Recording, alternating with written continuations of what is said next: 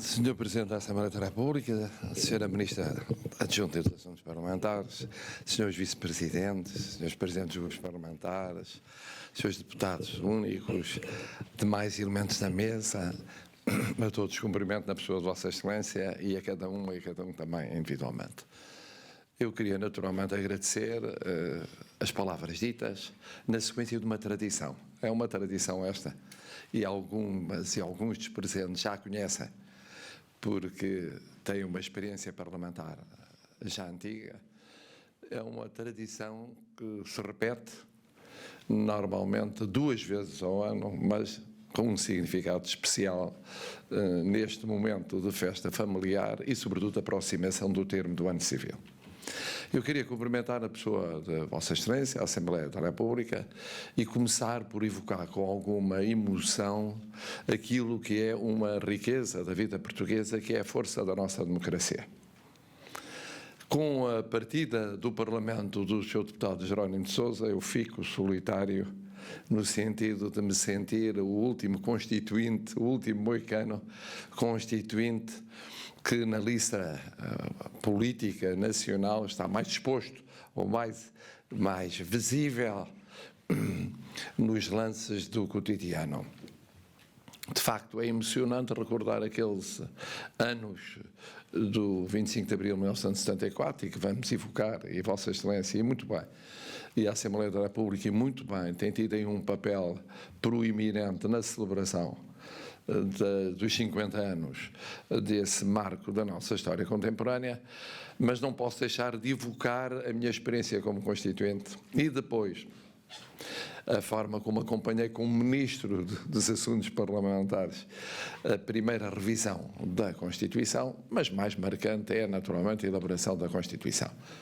E quando nós olhamos para esse mundo fora, para o número de regimes não democráticos que se vai multiplicando e o número de regimes democráticos que aqui e ali vai definhando, com todos os defeitos que têm as democracias, e temos de convir que estão muito fragilizadas ou desadequadas ou obsoletas com esta evolução acelerada dos fatores económicos, sociais, políticos e culturais, o que é facto é que temos de convir que com as objeções que possam ser colocadas aqui e ali por alguns setores da opinião pública portuguesa e em particular até também do pensamento político do nosso país, a democracia portuguesa tem enfrentado desafios difíceis e já vamos em inúmeras legislaturas e o que é facto é que conseguimos, às vezes, utilizando instrumentos que não tinham sido pensados para o efeito,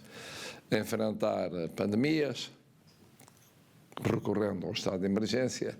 Noutras ocasiões, num quadro constitucional mais clássico, vamos passando por crises as mais variadas e a democracia portuguesa cá está firme.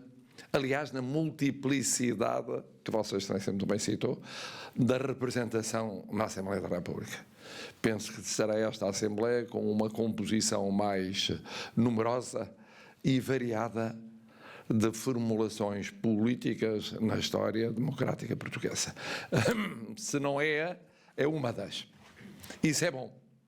Não é mau, é bom.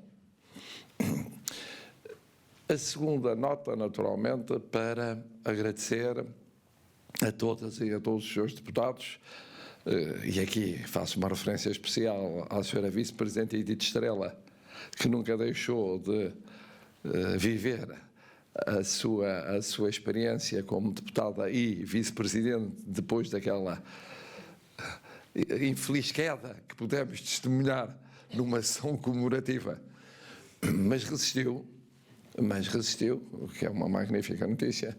Mas queria cumprimentar todas e todos, porque o trabalho feito por esta Assembleia, num contexto muito difícil, em tão curto lapso de tempo, é verdadeiramente apreciável. Curto lapso de tempo, não chega a 1 ano de vida a esta legislatura, em condições muito difíceis, porque em rigor estava-se no pós-pandemia e iniciava-se uma guerra. E a Assembleia da República, como o país como um todo, não pode divorciar-se dessa realidade internacional e dos seus efeitos internacionais e internos, económicos, financeiros e sociais. E não se divorciou. Como se não divorcia da questão da aplicação dos fundos europeus, ainda como consequência largamente da pandemia que vivemos durante 2 anos. Aprovou 2 orçamentos num período curtíssimo de tempo. Não é a primeira vez que testemunho esse facto, mas é a primeira vez que testemunho num contexto, apesar de tudo, internacional tão complexo.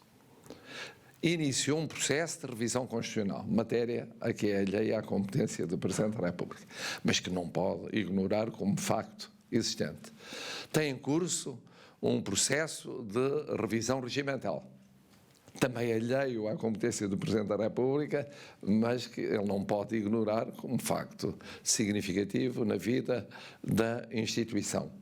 O número de projetos de lei, atingindo quase as 5 centenas, mostra o dinamismo dos partidos políticos e dos deputados. Há que dizer também que o número elevado, mas isso já é tradicional de propostas de lei do Governo, também se fez sentir.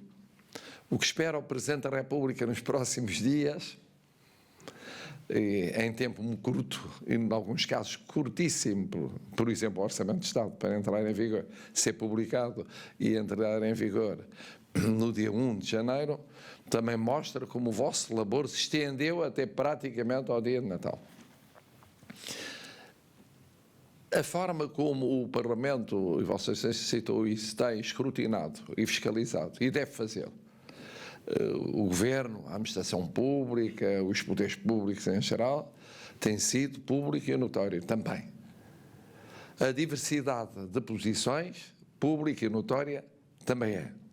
O Presidente da República tem aqui o seu eco, ou quando recebe periodicamente os partidos políticos, sobre temas maiores, como é o caso do Orçamento de Estado, ou quando eles, por sua iniciativa, aqui vêm naturalmente expor as suas posições sobre pontos mais específicos ou mais amplos da situação nacional. Portanto, eu diria que foram meses muito intensos, e isso é bom para a democracia portuguesa. Nem o facto de existir uma maioria absoluta de um só partido no Parlamento, realidade que o atual Presidente da República não tinha vivido ainda, tinha vivido a experiência de um governo de base parlamentar maioritária em tonalidades diferentes e com intensidades diferentes, em 2 legislaturas seguidas, nem isso apagou essa vivência muito, muito intensa, e que é boa para a democracia. E como Vossa Excelência diz, o Presidente da República respeita escrupulosamente a Constituição, que além de mais votou, nessa forma subtil, que já não é a clássica separação de poderes do Estado Liberal. Eu preferia, como professor, chamar de divisão de poderes, mas nunca fiz vencimento, nunca consegui fazer vencimento dessa matéria, e ficou separação e interdependência, que é mais rico. A divisão de poderes permitia várias leituras, mas separação e interdependência mostra bem como todos os poderes acabam por depender de outros poderes. Não há poderes absolutos. Isso é uma das riquezas da democracia, e assim temos vivido.